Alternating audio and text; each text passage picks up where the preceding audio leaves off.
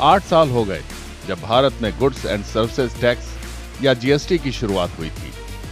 वो तारीख थी 1 जुलाई 2017।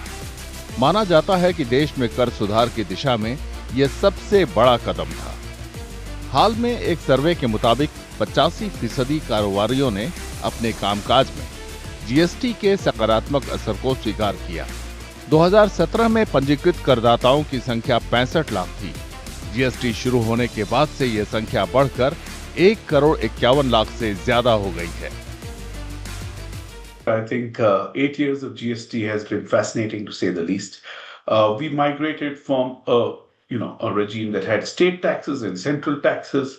There was a lot of excitement, but a lot of nervousness as well.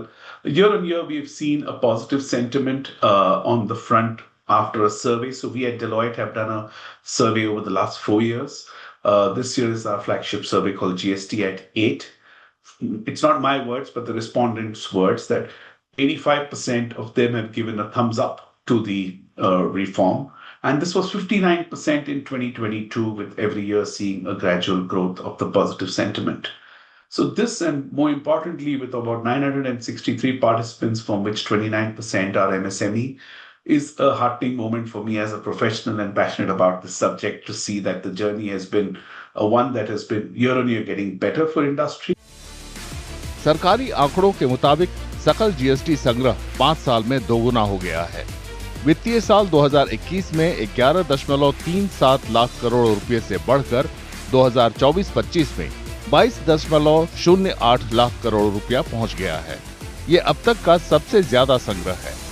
वित्तीय साल 2025 के संग्रह में भी पिछले साल के मुकाबले 9.4% की बढ़ोतरी दर्ज की गई है।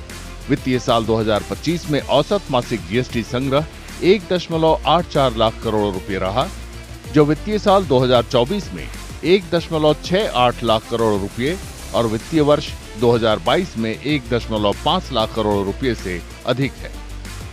जानकारों का कहना है कि जीएसटी से छोटे व्यवसायों को मदद मिली है।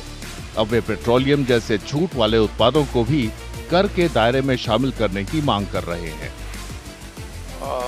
Also, there was a lot of concern when GST was introduced in India, particularly keeping in mind that many of the countries where GST was introduced, it has not been successful, and some of the countries had to even revert back to the old system.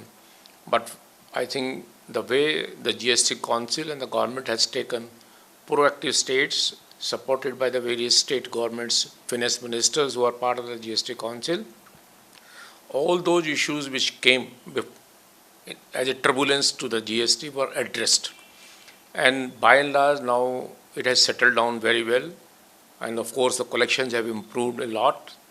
The collection of the GST, as you can see, is going on more than 2 lakh crore rupees. The money is coming every month, and all states are happy, and by and large there is no resentment.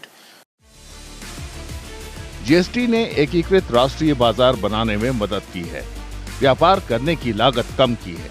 करीब 17 स्थानीय करों और 13 उपकरों को 5 स्तरीय ढांचे में लाने से कर प्रणाली में पारदर्शिता आई है।